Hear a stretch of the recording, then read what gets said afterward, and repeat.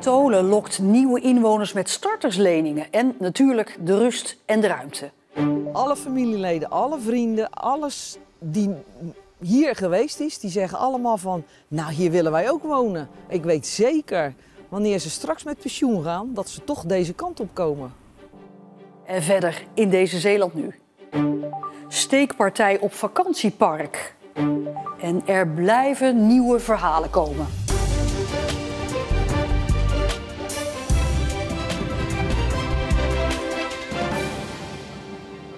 Goedenavond. De gemeente Tolen laat er geen gras over groeien. De afgelopen jaren groeide de gemeente van 25 naar 27.000 inwoners. En het einde is nog niet in zicht. Want de komende jaren komen er nog eens 1600 woningen bij. Die dan ook weer veel nieuwe inwoners gaan opleveren. De gemeente wil groeien om voorzieningen in stand te houden.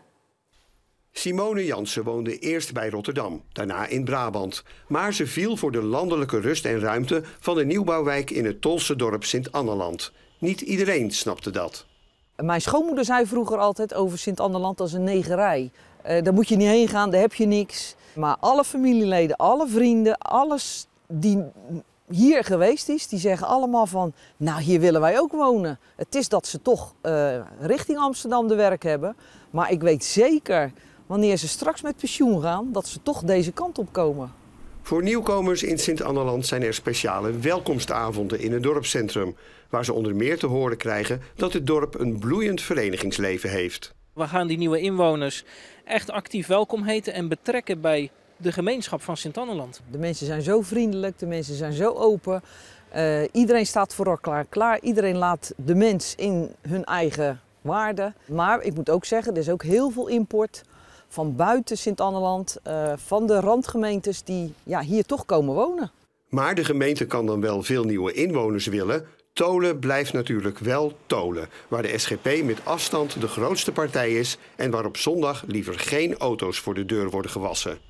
Dat geven we tussen de regels wel op een grappende manier geven we dat mee. En we geven ook aan, ja, de winkels zijn hier niet open, maar 6 dagen in de week kun je je boodschappen doen.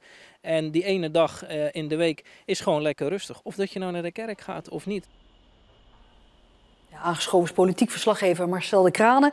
Ja, Tolen is booming, hè? Dat kunnen we toch wel zo zeggen. Ja, ondanks toch dat conservatieve imago. Ja, maar je hebt natuurlijk wel de gunstige ligging van Tolen. Het ligt vlakbij West-Brabant, vlakbij de Drechtsteden ook. En als je op de A4 doorrijdt naar boven, ben je ook zo in Rotterdam of in Den Haag. Maar er is nog iets. Tolen geeft startersleningen aan mensen die van buitenaf in de gemeente komen wonen. En zo proberen ze mensen min of meer te lokken om daar een huis te kopen. We hebben de starterslening ook geactualiseerd. Hè? Dus hij zit nu op een bedrag van €40.000. En we helpen echt mensen, ongeacht waar ze vandaan komen. Dus ook al zijn het mensen van buitenaf. En onze gemeenteraad wil dat die lening echt goed wordt toegepast. En we krijgen ook veel ruimte als college, omdat ook als het op is, dan mag erbij, weet je wel. Hè? Dus er zit ook weinig beperking in. De strategie is dus echt veel mensen erbij. Je hebt vooral in die kleine dorpen heb je echt wel nieuwe aanwas ook nodig voor de leefbaarheid. Hè? Dat zijn ook voor mensen die hun schouders eronder zetten. En die met de bestaande inwoners ervoor zorgen dat die kernen leefbaar en plezierig blijven. Ja, doen meer mensen dat? Of liever gezegd, doen meer gemeenten dat? Hè? Die startersleningen om mensen van buiten over te halen om in de gemeente te komen wonen? Jazeker, maar die gemeenten stellen soms wel eisen aan zo'n lening. Je moet bijvoorbeeld echt jong zijn, dus je moet tussen de 18 en de 35 zijn. Of je mag niet ouder zijn dan 45, de gemeente Borselen doet dat. Of je moet de afgelopen 10 jaar, 6 jaar in die gemeente hebben gewoond. Dat is een eis die in Capelle wordt gesteld. En Rijmerswaal is helemaal streng. Daar kun je alleen een starterslening krijgen als je echt al in die gemeente woonachtig bent. Nou, als ik Rotterdammer was en ik zou naar Zeeland willen komen, dan wist ik het eigenlijk wel. Tolen. Op naar Tolen. Marcel, dankjewel. De steekpartij in Heinkensand gisteravond blijkt een gevolg te zijn van een ruzie tussen bekenden, heeft de politie bekendgemaakt. Bij de steekpartij in een huisje op een vakantiepark viel 1 gewonde die naar het ziekenhuis is gebracht.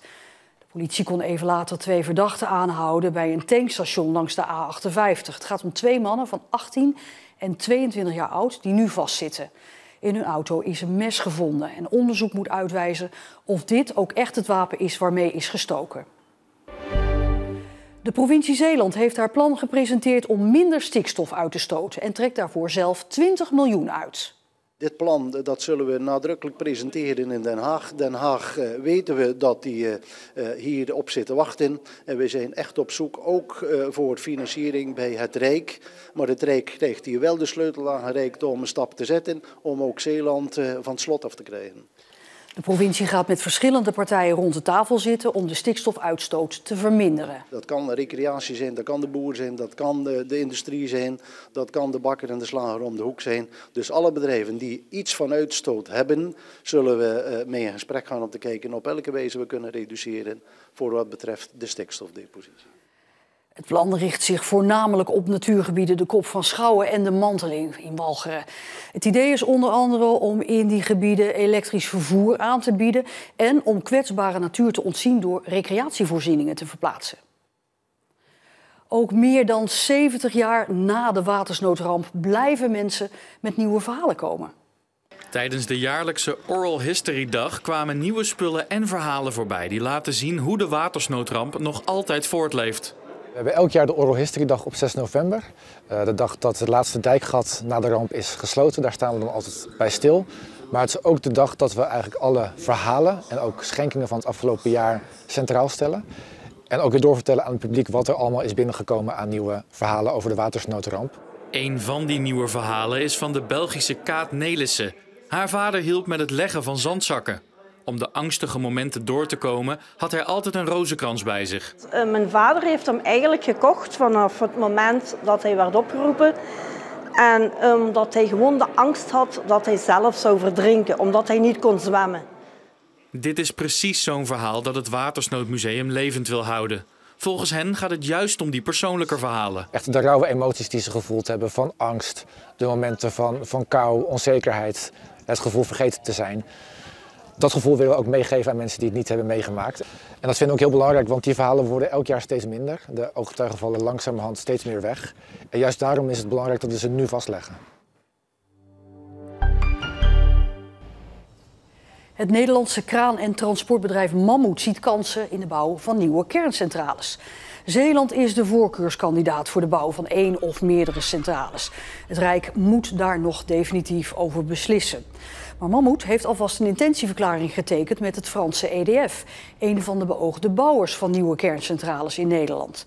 De twee bedrijven willen samenwerken om de bouw van de centrales sneller en efficiënter te laten verlopen. En een opvallende mystery guest bij bedrijvenbeurs Contacta, Astrid Holleder. Die verschijnt weer in het openbaar nadat ze jaren moest onderduiken vanwege belastende verklaringen over haar broer Willem. De laatste keer dat ik hier volgens mij ben geweest, ik zag hier de foto hangen van, hoe heet die zanger ook alweer? Die komt toch uit Zeeland? Oh, Bluff. Ja? Die komt toch uit Zeeland? Ja, zeker. Ja, dat was de laatste keer dat ik hier was. Dan heb ik een optreden gezien van hun. Nou, dat is denk ik eeuwig geleden. Ja. Maar was enorm leuk. Astrid heeft verschillende boeken geschreven. Met de opbrengst daarvan zegt ze haar beveiligers te kunnen betalen, zodat ze er weer op uit kan. Theo Middelkamp is al 20 jaar geleden overleden. Maar de herinneringen aan de oud-wielrenner uit Nieuwnamen blijven springlevend. Daar zorgt zijn voormalige dorpsgenoot Fons Blijenberg wel voor. Die oude vriend van de wereldkampioen uit 1947 heeft al lange tijd een deel van diens erfenis in zijn bezit. Maar draagt die aandenkens nu over aan de wielervereniging Theo Middelkamp. En die club heeft daar al een mooie plaats voor gevonden. Ik kom om de foto's even. Ja. Ik heb die beloofd. Maar ik moet zeker zijn dat ze wel naar jullie voor de goed doel is. Hè? En hier draait het allemaal om. Een serie foto's en rugnummers van Theo Middelkamp. Die hingen in een café in Kieldrecht, net over de grens bij Nieuwnamen. Dat café wordt nu gesloopt. De 88-jarige Fons Blijenberg heeft de aandenkers er op tijd uitgehaald. Ze waren al die tijd al van hem en hij had ze overgehouden aan een korte, hechte vriendschap. Dan heb ik hem leren kennen en dan zit ik me veel overal naartoe in. De begrafenis van Wim van Est. Allemaal die grote coureurs die voor hem gestorven zijn, dat ik allemaal met hem naartoe gereden. En dan was hij me zeer dankbaar voor, dat kon je niet geloven. Theo Middelkamp was een grootheid rond de Tweede Wereldoorlog. Hij was sterk op de fiets, maar gaf eigenlijk helemaal niet veel om winnen. Die zitten, bij mij ging het niet om de hier, bij mij ging het om de D zitten. Want die koersen dat daar, Want ik heb het allemaal op film staan. Daar zegt hij erop. Ik heb mijn gerustzeefondsje zitten. Ik heb er zeker de helft van verkocht zitten. Met de eer ga je niet naar de winkel zitten. Dat ga je wel. Met centjes gaat er wel om mee te zullen zitten, maar dan gaat het niet. Met hier gaat het niet naar de winkel doen. Als je was het. Dat Middelkamp toch zo bekend is geworden en hij onderdeel is van de Nederlandse sportgeschiedenis, komt doordat hij in 1947 de eerste Nederlandse wereldkampioen was. En in 1936 de eerste Nederlandse winnaar van een toeretappe. De grootste bergrit wint dat gitter. In Frankrijk. En we hadden nog nooit geen berg gezien, de Molsje op zitten. En we won. Dat is de eerste dag die vasthoudt en dan is iets vast van zoveel jaren terug. En dus de gaatjes van de speltjes zitten er nog in. De bewijzen zijn dat dat werkelijk zijn de nummer was. Er even een stuk of 3 mee. Ja. Nee, maar we hebben er wel zuinig op. Ja. Dat snap je wel, hè? Als je toch maar niet te weer struikelt of de boel is weg. Ja, ik ben regelmatig in het cafeetje weer te kijken. En dan keken we er altijd naar. Dan denk je, ja, het was zo leuk. En dat het nu naar de club komt, dat is helemaal leuk. Natuurlijk ook aan de ene kant jammer natuurlijk dat het café dicht gaat. Maar aan de andere kant dat de spulletjes die over zijn, nou, wij die dan krijgen. Ja, dat is enkel maar leuk natuurlijk als club. In Overzand is een wielersmuseumtje. Ja, daar gaan we die hangen. En als het dan, als we ze dan nodig hebben, bij ploegvoorstellingen, een andere gelegenheid, naar Middelkamp een keertje, als de club een keertje geëerd moet worden of wat we het nodig hebben, dan kunnen we het daar altijd ophalen.